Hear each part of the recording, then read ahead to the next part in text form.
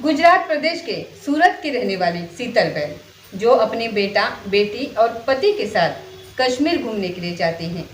22 अप्रैल 2025 के दोपहर 2:25 के आसपास का ये वक्त था, जब वो कश्मीर के पहलगांव के वेस्टर्न घाटी में थी।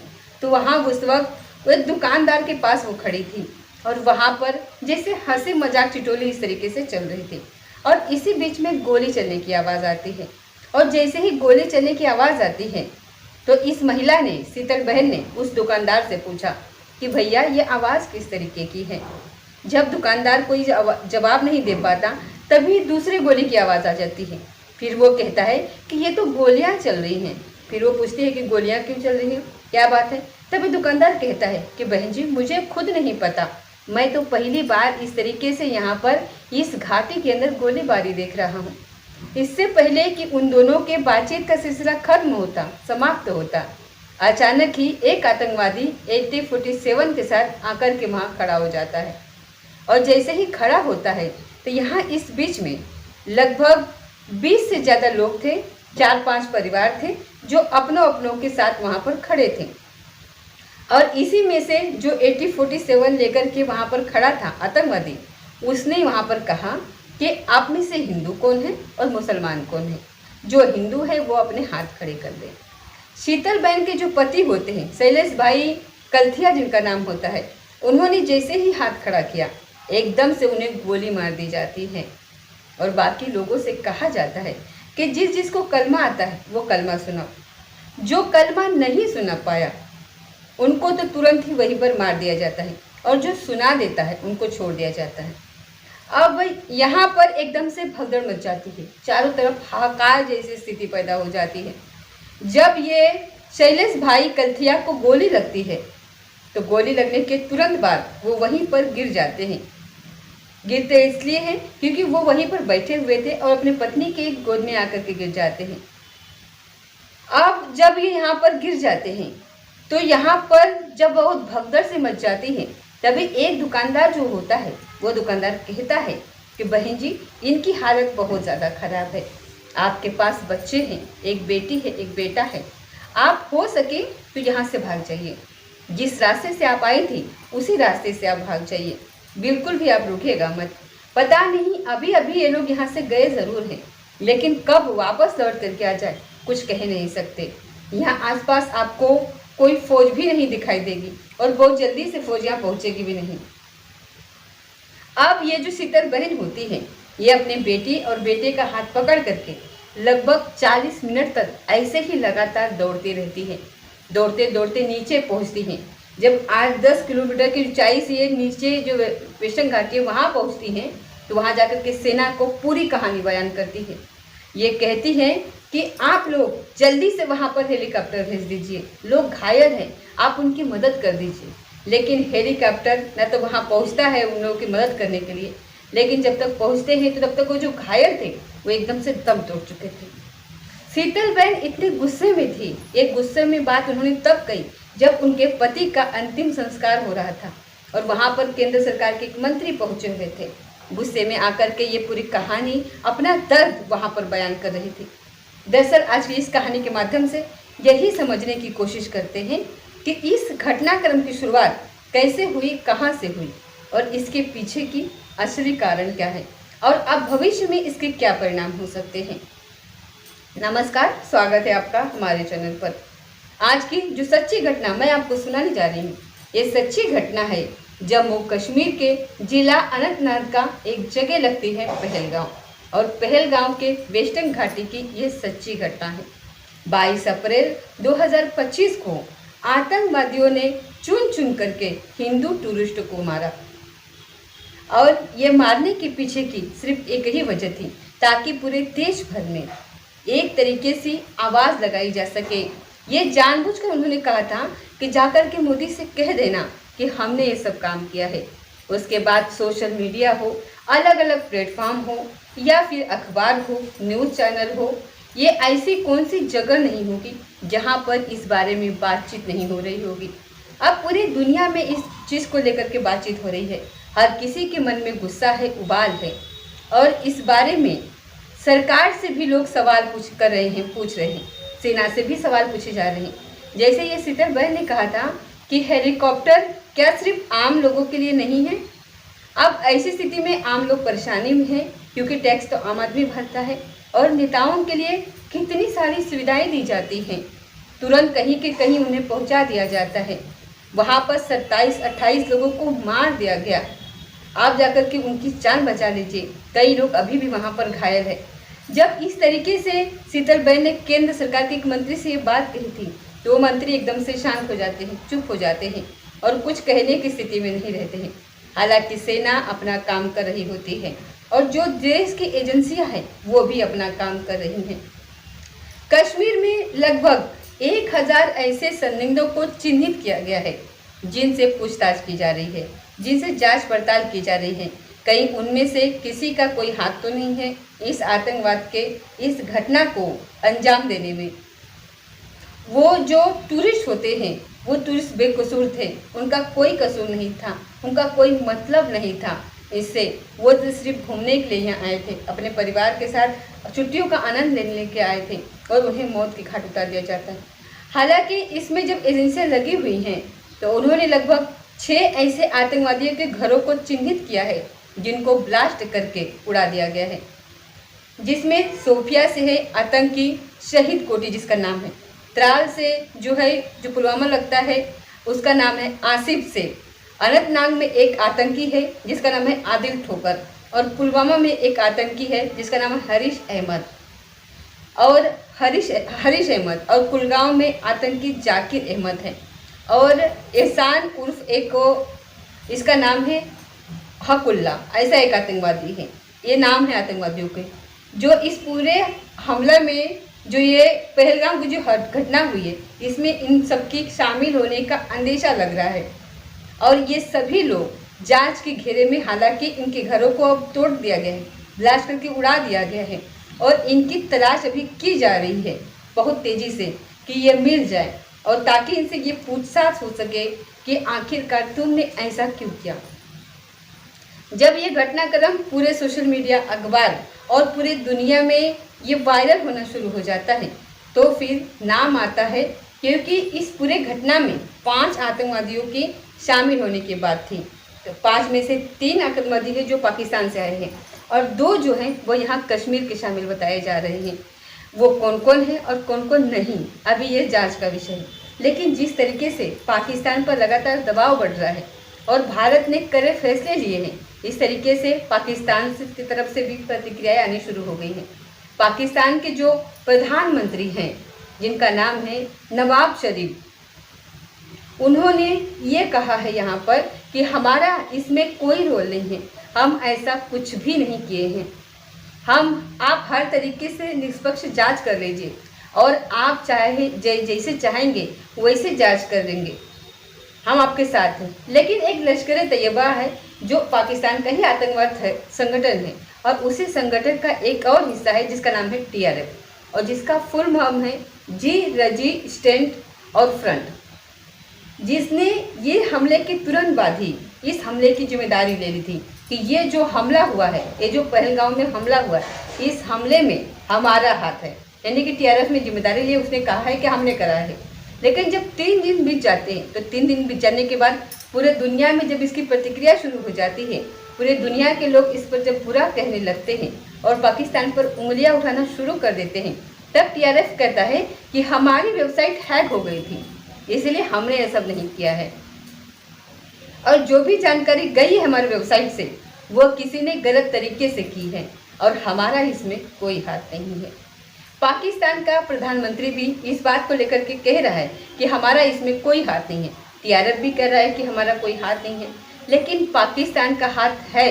और ये बात इस बात से भी साबित होती है कि पाकिस्तान में कई ऐसे दिवस मनाए जाते हैं जिनका सीधा ताल्लुकात होता है कश्मीर से।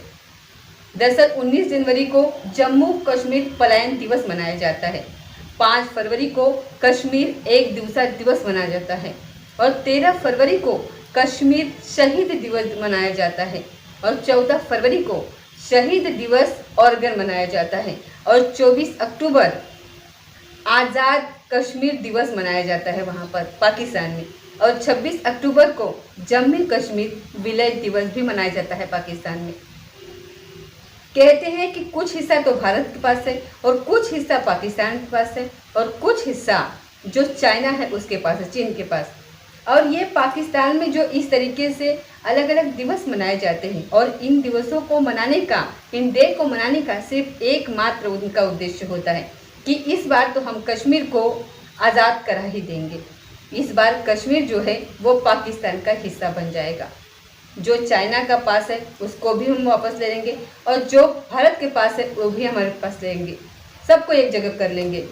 दरअसल कश्मीर एकजुटता दिवस या फिर कश्मीर सोलिडेरिटी डे जो मनाया जाता है, इसके पीछे की अगर हम कहानी की बात करें तो ये 5 फरवरी को मनाया जाता है, और इसकी नींव रखी थी साल 1990 में। 1990 में जो जमाते इस्लामी थे, काजी हुसैन खान इनका नाम है, उन्होंने इसकी नींव रखी थी। और जैसे ही इसका मकसद ये था कि कश्मीर के खिलाफ जितना ज़्यादा ये आग उगल सकते हैं, जितना ज़्यादा भड़का सकते हैं, जितना ज़्यादा पाकिस्तान के नागरिकों के लिए एक कर सकते हो, इतना एक करना है। और इनका समर्थन कर देते हैं पूर्व प्रधानमंत्री नवाब शरीफ। कश्मीर सोलिडेरिटी डे स्ट्राइक का आह्वान वहाँ पर किया गया था और कहा गया था कि इसको इस रूप में मनाया जाना चाहिए, और 1990 से लेकर के हर साल इस तरीके से ये मनाया जाता है। अगर हम 5 फरवरी 2025 की बात करें तो 5 फरवरी 2025 को बाग, रावलकोट, कोहरू, मीरपुर ऐसी कई पाकिस्तान के ज़िले हैं जहां पर बड़ी तादाद में इस तरीके से ये मनाया गया। लोगों को इकट्ठा किया गया, इसमें बच्चे भी इकट्ठे हुए, महिलाएं भी इकट्ठी हुई, और एक मानव श्रृंखला जो होती है वो बनाते हैं वहाँ पर, ताकि कि हम सब एकजुट हैं, एक साथ हैं, और कश्मीर को इस बार हम लोग आज़ाद करा के ही मानेंगे, इस तरीके से बात करते हैं। और इसमें पाकिस्तान के नेता भी शामिल होते हैं, चाहे वो विधायक हो, सांसद हो, चाहे मंत्री हो, चाहे वो उनका प्रधानमंत्री हो। साथ ही जो उनके आर्मी के ऑफिसर होते हैं बड़े बड़े, वो भी इस तरीके की मीटिंग में, जो कश्मीर एकजुटता दिवस जिसका कश्मीर सोलिडेरिटी डे जो मनाया जाता है, उसमें जिहादियों को भी शामिल किया जाता है। और इस मीटिंग में जो रावलकोट में जो मीटिंग होती है, अगर हम उसकी बात करें तो रावलकोट की मीटिंग में ये बताया जाता है कि दुनिया भर के 80 से 100 आतंकवादियों को भी इसमें हिस्सा दिलाया जाता है, वो शामिल होते हैं इसमें। और उनका जो कश्मीर को देखने का जो नज़रिया था वो कुछ अलग तरीके का उनका होता है। इसमें हाफिज सईद का जो बेटा है वो भी शामिल होता है। अगर हम हाफिज सईद की बात करें तो हाफिज सईद वो है जिसने 26/11 को ये जो मुंबई में हमला हुआ था, जिसमें लश्कर-ए-तैयबा के 10 आतंकवादी इंडिया में प्रवेश कर गए थे, और मुंबई के अंदर चाहे वो 4 होटल हो, चाहे वो हॉस्पिटल हो, चाहे वो रेलवे स्टेशन हो, इस तरीके से जो हमला करके लगभग 160 लोगों को मार दिया गया था। और इससे भी पूरे देश भर में एकदम से हंगामा खड़ा हो गया था। 4 दिन तक ये ऑपरेशन लगातार चला था, जिसमें ये जो 5 फरवरी को जो रावलकोट में मीटिंग हुई थी, जिसका कश्मीर एकजुटता दिवस के रूप में जो मनाया जाता था, उसमें हाफिज सईद का बेटा भी शामिल हुआ था इस बार। और साथ ही मजहर मसूद अजहर जिसका नाम है, जो कि जैश मोहम्मद का संस्थापक होता है, जो कि एक आतंकवादी संगठन है, और इसको भारत में भी एक आतंकवादी घोषित कर दिया गया है। दरअसल आपको याद होगा कि जब देश में एक प्लेन हाईजैक हुआ था, जिसको जाकर के अफगानिस्तान के देश में उतारा गया था, तो उसमें उस मुसाफिरों को आज़ाद करने के एवज में एक व्यक्ति को छोड़ा गया था, और साथ में 2 और आतंकवादी थे, उनको छोड़ा गया था।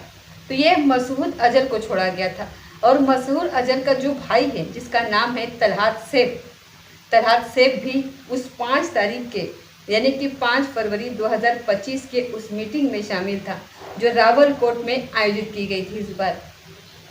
अब जेस कमांडर का जो मशहूद इलियासी है वो भी उसमें शामिल हुआ था, और लॉन्चिंग कमांडर जो उनका होते हैं, जिसका नाम है असगर खान कश्मीरी, ये भी इस मीटिंग में शामिल हुआ था।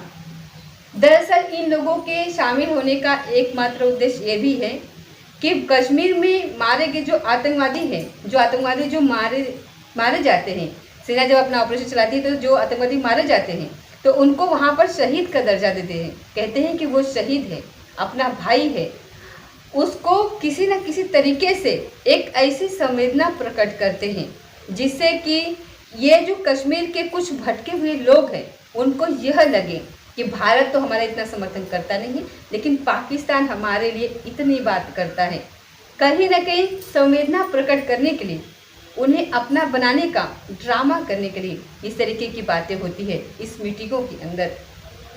और आतंकवादियों को बाकायदा अपना भाई बोलते हैं और ऐसे भड़काऊ भाषण भारतीयों के खिलाफ बोलते हैं कि जो भी जनता, जो भी बच्चे, जो भी महिलाएं, जो भी औरतें, जो भी वहाँ पर होते हैं उस मीटिंग के अंदर, उनको ऐसा लगने लगता है कि हाँ वाकई में कश्मीर पर बहुत ज़्यादा जुल्म हो रहा है, कश्मीर में इस तरीके की बातें हो रही हैं। और लोगों को भावनात्मक रूप से जोड़ने के लिए उन पर जोर डालने की कोशिश करते रहते हैं। इस बार उनकी जो कोशिश है, जैसे इन्होंने 5 फरवरी को ये मीटिंग हुई थी और मीटिंग के बाद इस तरीके की बातें की गई थी, भड़काऊ भाषण वगैरह दिए गए थे, तो शायद इस बार उनका उद्देश्य ऐसा लगता है कि पूरा ही हो गया है। क्योंकि जिस तरीके से 22 फरवरी 2025 के दोपहर 2:25 के आसपास और लगभग 40 मिनट तक ये आतंकवादी वहाँ पर चुन चुन कर हिंदू टूरिस्ट जो होते हैं उनको मार रहे थे। और उनको मारने के बाद इन्होंने बाकायदा वहाँ पर ये बोला कि जाकर के मोदी से कह देना कि हमने इस तरीके से काम किया है। और ये पूरे देश भर में इस तरीके से एक माहौल बन जाता है, हिंदू अलग मुसलमान अलग इस तरीके से। लेकिन वो शायद उस लेवल पर अब अपने मकसद में कामयाब नहीं हो पाएंगे। इस बार बड़ी संख्या में चाहे वो कश्मीरी हो, चाहे भारत के अलग अलग हिस्से के लोग हो, सभी ने एकजुट होकर के इस आतंकवाद के खिलाफ आवाज़ उठाई है, पाकिस्तान के खिलाफ आवाज़ उठाई है। लेकिन कहीं कहीं ऐसी घटनाएं सुनने को मिल रही हैं, देखने को मिल रही हैं, जो कश्मीरी छात्र छात्राएं हैं जो देश के अलग अलग हिस्सों में पढ़ने पढ़ाने के लिए आए हैं, जो मुख्य धारा से जुड़ करके कुछ करना चाहते हैं, नौकरी करना चाहते हैं, कुछ अलग करना चाहते हैं, तो उनके साथ कहीं ना कहीं छोटी मोटी घटनाएं हो रही हैं, मारपीट हो रही हैं। कहीं ऐसा ना हो कि इस आतंकवाद की घटना की एवज में जो ये पाकिस्तानी चाहते हैं, जो ये आतंकवाद चाहता है, वो अपने मकसद में पूरा हो जाए। ऐसे में कुछ लोगों को याद करने की ज़रूरत है, जैसे कि सैयद आलिद हुसैन, जिसने कि एक आतंकवादी की बंदूक छीनने की कोशिश की। जैसा वो काम कर रहा था उसे वो रोकने की कोशिश कर रहा था और आतंकवादियों ने उसको नहीं देखा कि वो कौन है। वो जैसे बंदूक छीनने की कोशिश कर रहा है, वो उसके मकसद में वो आड़े आ रहा था और इसलिए उसने उसको भी मार दिया। लेकिन उसने हिम्मत नहीं मारी और ऐसे लोगों से हमें प्रेरणा लेनी चाहिए। साथ ही सरताज अहमद, जिसने घायलों को उठा करके अपने पीठ पर लादा और लाद करके वो लगभग 8-10 किलोमीटर दूर हॉस्पिटल होता है, वहाँ लेकर के जाता है, उनका इलाज कराता है। ऐसे ही एक नज़ाकत अली है, जिसने छत्तीसगढ़ के 11 टूरिस्टों की जान बचाई और इस बात की चर्चा भी चारों तरफ चल रही है, चारों तरफ हो रही है। अब जैसे कि लगातार पिछले कई सालों से ये देखा जा रहा है, जब से आर्टिकल 370 लागू हुआ है, उसके बाद फिर कश्मीर की हालत एकदम से सामान्य होते चले जा रहे हैं। लोग काम की तरफ लौट रहे हैं और लोग अपना काम अच्छे से कर रहे हैं और आगे बढ़ रहे हैं। और इस तरीके से लगातार टूरिज़्म भी बढ़ रहा था और टूरिज़्म बढ़ने की वहाँ की इनकम बढ़ रही थी, आमदनी बढ़ रही थी, लोगों के कारोबार अच्छे चलने शुरू हो गए थे। और जब लोगों के कारोबार चलेंगे तो पाकिस्तान तो शायद भड़काने का मौका इनको नहीं मिलेगा, कश्मीरों को, पाकिस्तान को। इसीलिए पाकिस्तान ने ऐसी रणनीति अपनाई है कि वो हिंदू मुसलमान का ये बीज इसमें डाला जाएगा और जब हिंदू मुसलमान ये अलग हो जाएंगे तो कश्मीरों को तोड़ने का एक आसान माध्यम मिल जाएगा। लेकिन ऐसा होगा नहीं। सरकार अपने तरीके से जो कार्य कर रही है, जो प्रयास कर रही है और जो स्थानीय लोग प्रयास कर रहे हैं और भारत जो प्रयास कर रहा है, उसमें कश्मीरियों का साथ देने की ज़रूरत है, उनको अपना भाई बनाने की ज़रूरत है, उनके साथ मिलकर के चलने की ज़रूरत है। जिस तरीके से पाकिस्तान में कई दिवस मनाए जाते हैं और उन्हें डोरे डालने के लिए, उन्हें अपना बनाने के लिए यहाँ भी कुछ ऐसी पहल करनी चाहिए। जिससे कि इन्हें ये ना लगे कि ये अलग हो गए हैं हमसे, अलग है हमसे। दोस्तों, गृह मंत्री अमित शाह ने जिस तरीके से अलग अलग मुख्यमंत्रियों की मीटिंग ली और मीटिंग लेने के बाद कहा कि जितने भी घुसपैठी है उनको पकड़ो और पकड़ने के बाद उनको वापस जहाँ के हैं वहीं पर छोड़ करके आओ। इस तरीके से गुजरात में लगभग 1000 ऐसे घुसपैठी हैं जिनको चिन्हित किया गया है, जिन्हें पकड़ा गया है और उनको वापस भेजने की पहल चल रही है। बाकी अन्य जो प्रदेश हैं उन अन्य प्रदेशों में इस तरीके से अभियान शुरू हो चुका है। दोस्तों, इस पूरे घटनाक्रम को सुनने का उद्देश्य किसी को परेशान करना नहीं है, किसी का दिल दुखाना नहीं है, बल्कि आपको जागरूक करना है, आपको सचेत करना है। आप जहाँ भी रहे अपना ख्याल रखें और सुरक्षित रहें। और कश्मीरियों को अलग मतलब कि वो पहचान करवाने की ज़रूरत नहीं है, कश्मीरियों को नफ़रत करने की ज़रूरत नहीं है, क्योंकि कश्मीर जो है वो हमारे प्राण है, हमारे भारत का ताज है। तो वहाँ के जो लोग हैं वो भी हमारे हैं। तो वहाँ पर जो आतंकी हमला हुआ है तो वो कश्मीरी नहीं है, पाकिस्तान है। और पाकिस्तान वहाँ के कुछ लोगों को भड़का करके, बहला फुसला करके फिर उनको वहाँ पर आतंकवादी बना रहा है। तो हमें ऐसी कोई कोशिश करनी चाहिए कि जिससे कि जो कश्मीरी है वो मतलब कि आतंकी ना बने, बल्कि वो सही रास्ते पर चले। इसलिए उनके दिल को जीतने की ज़रूरत है, उन्हें अपनाने की ज़रूरत है, उन्हें अलग छोड़ने की ज़रूरत नहीं है। क्योंकि जैसे हमारे भारत में कहा जाता है कि खाली दिमाग शैतान का घर, उसी तरह कश्मीर का खाली दिमाग था, खाली दिमाग होता है उनके दिमाग में। ये पाकिस्तान उपज पैदा करते हैं आतंकवाद की और फिर उनको आतंकवादी बनाते हैं। तो उन्हें हम अपना बना लेंगे तो उनका दिमाग खाली नहीं रहेगा, उन्हें भी ये लगेगा कि नहीं भारतीय हमारे हैं और हम उनके हैं। तो फिर वो भारत जो कहता है वो करना शुरू करेंगे, ना कि पाकिस्तान जो कहता है वो करेंगे। तो दोस्तों, ये थी सच्ची घटना। मिलते हैं अगले की सच्ची घटना के साथ, तब तक जय हिंद।